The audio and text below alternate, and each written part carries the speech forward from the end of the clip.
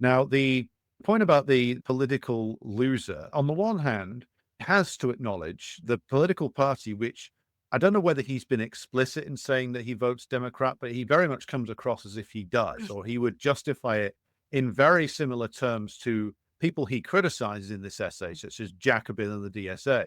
Certainly Well, that's, yeah, he voted for Kamala because, yeah, he's a learned, appropriate, yeah, respectable, sophisticated. sophisticated Yeah. Marxist.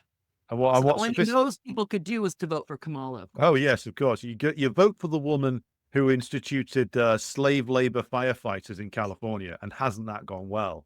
So he gets kind of tied up in knots as he seems to do quite a lot, because he has to acknowledge on the one hand that Hillary Clinton and Harris as well are guilty of basically standing there and saying, well, if you don't vote for me, you're a bunch of losers and you're a bunch of reactionaries, and we don't want you anyway. Basically. On the other hand, he keeps defending this thing that he says is the American left. What is this left he keeps talking about? Because he acknowledges that the NGO left and the DSA, etc., are a bunch of crap. He has to acknowledge that. He said the Democrats are making zombie-like blunders. But are these really blunders? Is the question. Is it a blunder if it's a deliberate plan?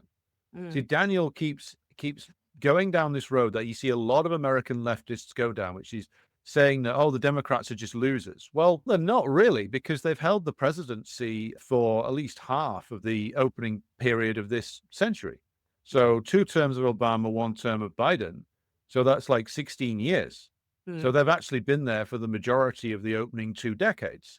They've held supermajorities at various points in the House and the Senate. Electorally, they don't look like losers. They're at least on a par in terms of the presidency with the Republicans. So it's not a mistake. Daniel thinks, and he's not alone in this, this is the entire content of Jacobin. Oh, if only the Democrats, if only Biden would have listened to me, Daniel, the great Marxist, and brought me in, he could have been in the White House with David Packman getting a medal. This is the same, by the way, this is the same stuff that Sam Cedar does, that Kyle Kalinske does, that all these sort of squishy leftists do, which is, why don't the Democrats listen to us? Then we'd win people away from Trump. They're still bringing up the Bernie thing too. But it's just Bernie like, would have won. yeah. Well, but he didn't, because he bent the knee Twice. It's like those Civil War reenactments. Yeah, Bernie reenactors, they all meet up and, to have a craft ale on a Sunday. Over here, it's the Corbyn thing. Oh, God, they're still out there. The Corbyn people are still out there, waiting for the return of the prophet from the desert. But what he seems to want to do is to defend this concept of the American left, which I think is a big problem for him, because what he's trying to defend really basically is a left which is tied to the Democratic Party. And when he uses language like blunders and that, the Democratic Party is blundering by not listening to me and the leftists, what he's giving away is the fact that what he wants is for the left to basically be the think tank for the Democratic Party. That's what he wants. He wants to be Mr. Big Serious Intellectual who gets to sit down and tell those senators what's what, He keeps going on about the left this, the left that, the left the other. He doesn't seem to understand that the reason why the Democratic Party has no interest in listening to him or the DSA or they don't need to listen to the left, because the left is something that the Democratic Party owns almost completely and has done.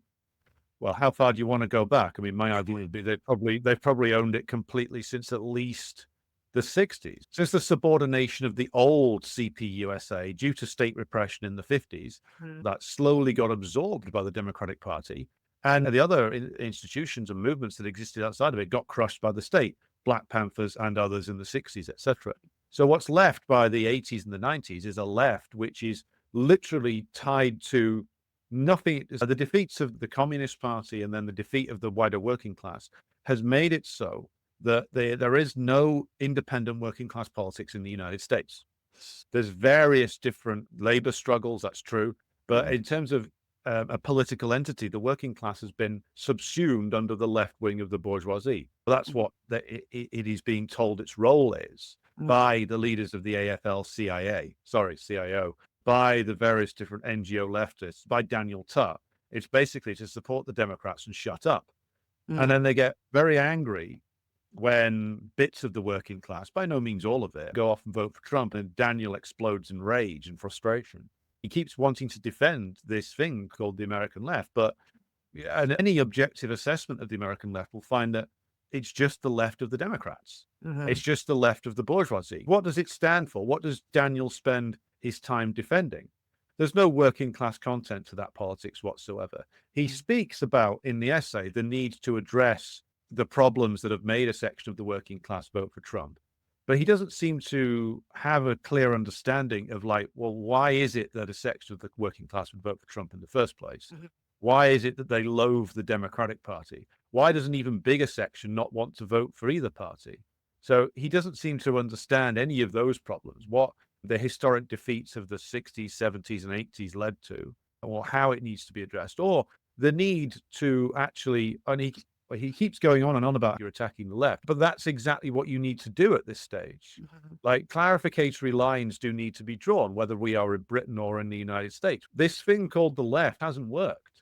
If this was meant to revive working class politics, it hasn't worked. If we take Daniel at his word that he wants to prevent the harm done by the evil Republicans, well, the left's not done that, has it? You know, it's not done that at all. So then an interrogation needs to be had as to, well, what is this thing and what value does it have?